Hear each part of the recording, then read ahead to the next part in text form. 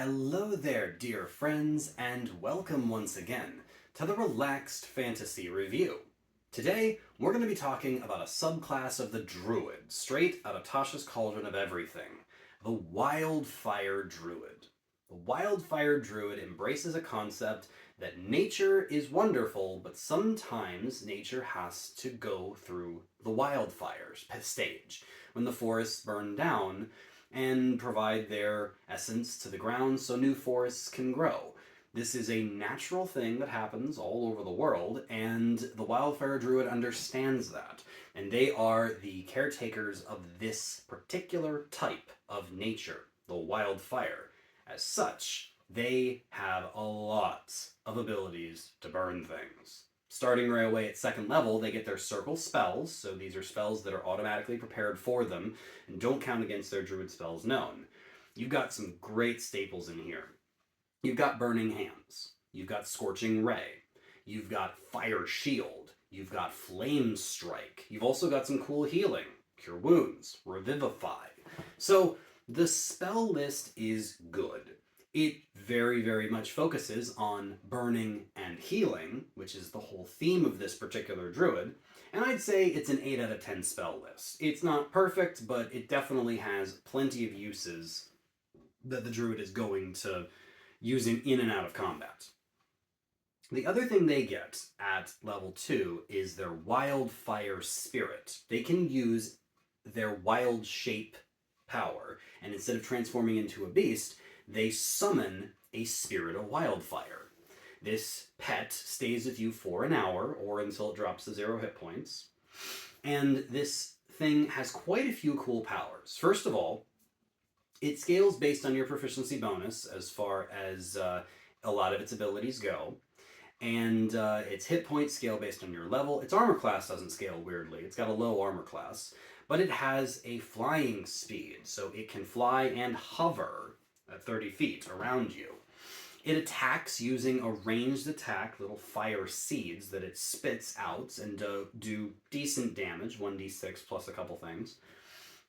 And it has a teleporting power. As an action, it can teleport 15 feet and can take other creatures with it. When it teleports, it also leaves behind a tiny little explosive little fire bomb. So this can be used to get people out of a sticky situation, or even just to teleport, because there's no limit to this. You can tell your Wildfire Spirit to teleport you 15 feet every turn indefinitely, until, well, I mean, for the hour that it's there.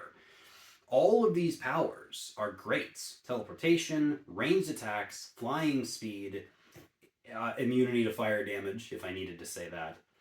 This is a great use of Wild Shape. And Wild Shape you get twice on a short rest, so even if you still want to become a beast yourself, you can summon your Wildfire Spirit and then turn into a beast as well. You can control it with a bonus action. It's just great. It's 10 out of 10, the Wildfire Spirit.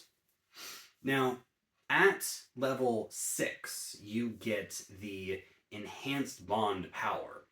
What this means is that when your Wildfire Spirit is summoned, when you use a fire spell or a healing spell, you can add a d8 to whatever the roll is of that spell. So if you're using Burning Hands and you spray fire, you can add a d8 to one of the damage rolls. Or if you're healing someone with Cure Wounds, same idea.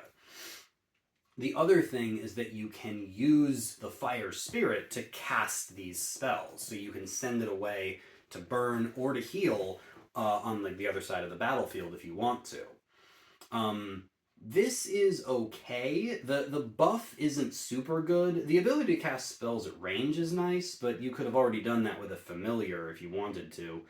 And all in all, I would say that this power is 7 out of 10.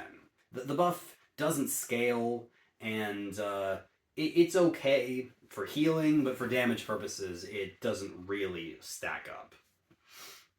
Now, at level 10, you get the Cauterizing Flames power. Whenever a creature dies, you can use your reaction to make an ethereal flame appear where their body is for 1 minute. That flame is harmless by itself, but when another creature enters the space that the flame is in, you can use your reaction to activate the flame. If it's a friend, you can heal for 2d10, which is nice. If it's an enemy, you can burn for 2d10, which is also nice. So you can lay a trap or a healing spot whenever a creature dies. You can do this a few times per day, so you can do this and add a little bit of extra healing to a battlefield. Actually, it's a decent amount of healing. Or a little bit of extra damage if a creature walks through the space. The ethereal flame is visible, though, so they could avoid it. It's a little tricky to say how you'd use this to hurt people, unless you could put it in a choke point. But all in all, it's not a bad power. It's certainly, I would use it more for the healing than the burning, personally. I'd say it's an 8 out of 10 power. The final thing that you get is Blazing Revival. If you drop to 0 hit points while your Wildfire Spirit is summoned, you can choose to drop your Wildfire Spirit to 0 hit points instead, and then you stand back up with half your hit points. Now this means you lose your Wildfire Spirit, but you can still summon it using your other wild shape if you still have it.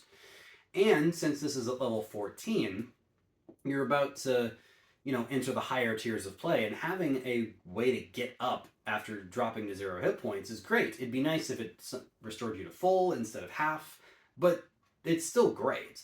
And I think that this is the kind of power that makes sense at the capstone. It's the extra life power. And druids aren't the tankiest creatures in the world, so it helps, for sure. And I say it is a 9 out of 10 power. It's a shame that you have to have your Wildfire Spirit out and you have to sacrifice it to do this, but it's still good. All in all, the Wildfire Druid presents a cool concept that is executed decently. The powers that enhance your fire spells are okay, but they don't make them, head and shoulders above any other druid spells that you could use. The Fire Spirit is fantastic. It's definitely one of the better summonable pets in the game. And it scales decently. That teleporting power is really cool. And yeah, there's enough here to definitely keep me coming back for more.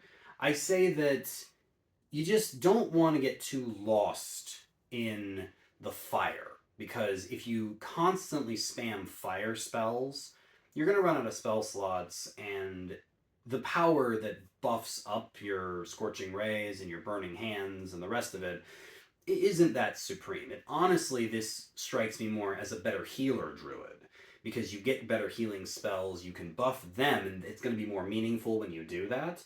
Plus, the cauterizing flame power that you can use over a fallen creature is much, much better when used to heal than it is to harm. So, yeah, I'd say that this Wildfire Druid, ironically, is better at healing than it is at burning. Also, I know this shouldn't really matter, but why doesn't this Druid have Fireball?